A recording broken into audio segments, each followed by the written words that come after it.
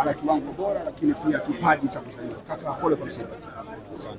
Na wewe na Meja ni watu marafiki sana, mara nyingi tunasikia kwenye nyimbo zake na vitu kama hivyo.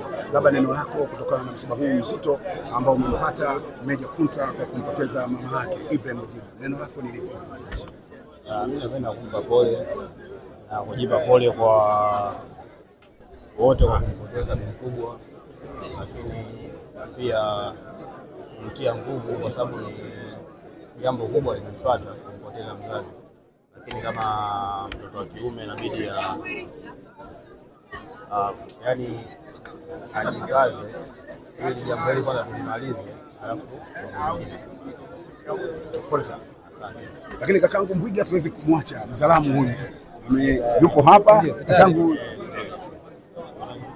pole kwanza kwa msiba kaka Mbwiga, lakini unaweza kusema chochote kwa sababu ya tukio hili ambalo limegusa mioyo ya watu wengi na kurudisha machozi moyoni?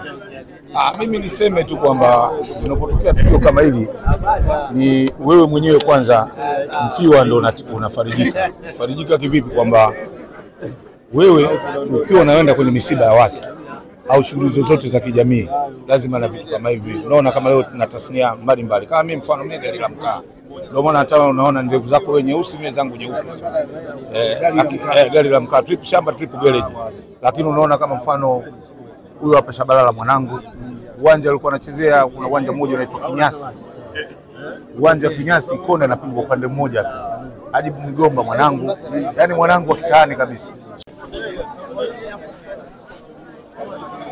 Mtazamaji wa Global TV, hapa tuko msibani kwa mama mzazi wa msanii Singeli Meja Kunta. Na uzuri tunakutana na mwanamuziki mkali wa Bongo Flava kutoka hapa Tanzania, Ibra. Yuko hapa ndani kushiriki kwa fariji Ngafua, hususani kufariji rafiki yake ambaye ni mwanamuziki Meja Kunta. Shukrani sana bro. Ibra, wewe ni mmoja kati ya watu ambaye una ukaribu na Meja Kunta. Taarifa jinsi ambavyo uzipata na jinsi ambavyo umefika hapa na hali ambayo umeikuta, unaweza kuizungumzia hisia ambazo unazo? Imenishtua kidogo, na nilikuwa niko studio niko nafanya kazi, lakini imetokea ni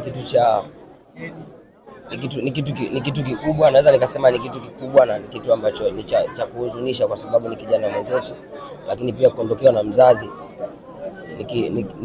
naweza nikasema ni upweke, kwa sababu iwe mama iwe baba ni watu ambao wamekulea, ni watu ambao wamefanya wewe ukafika hapo ulipofika. So sikuwa na hata haja ya kwenda nyumbani, labda niende nikachange, kaambia wanangu bwana twende tukamfariji ndugu yetu. Namshukuru Mwenyezi Mungu tumefika so far. Yeah. Pole na msiba. Asante shakwa wetu sote. Kweli. Labda kaka Juma uweze kumzungumzia Meja kwa jinsi ambavyo unamfahamu na ulipopata taarifa ya msiba wa marehemu mama yake. Kwanza nimpe pole Meja. Msiba mama ni msiba mzito ambao hauelezeki, haufananishwi na kitu chochote. Unajua mama wa mwenzako ni sawa na mama yako. Kwa hiyo inapomkuta mwenzio, basi huna budi kwenda kumshika mkono na kumjulia hali.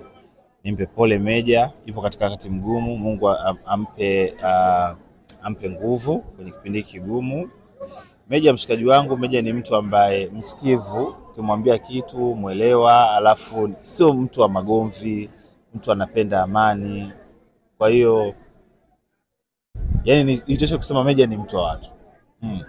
Itoshe kusema Meja ni mtu wa watu.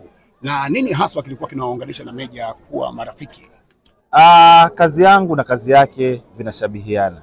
Kazi yake muziki, kazi yangu ni uandishi, kwa hiyo wote tunategemeana. So ukaribu wetu ni katika kazi, pia ujamaa wetu tumekuwa kama familia sasa. Kwa hiyo ilikuwa haipingiki yani ukaribu wangu na Meja, kwa sababu pia tunashare vitu vingi sana kwenye kazi. Namtegemea na nitegemea, tunategemeana kwenye kazi. Na unamwona Meja ni mwanamuziki wa namna gani kwenye Singeli? Ni mwanamuziki ambaye anajituma, ana tungo nzuri, anaimba vizuri. Ni mwanamuziki ambaye ana juhudi, anapenda vitu vizuri, anamuona mbali kufanya vitu vizuri. Neno lako kwa msiba huu mzito ambao umetukumba sisi kwa kuondokewa na mama yetu, kwa maana ya mama yake Meja Kunta? Pole kwa Meja, pole kwetu sisi wote wa Tanzania. Lake la kwetu sisi kikubwa tu tumuombe mama yetu apumzike mahala pema peponi, basi tuzidishe dua. Mama Dangote, una lolote? Sina.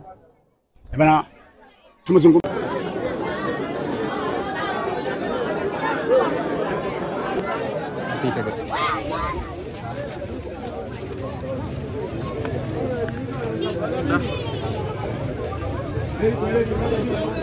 Watazamaji wa media, kama ambavyo unaona hivi sasa ni kwamba mwili wa mama yake mzazi Meja Peter unaelekea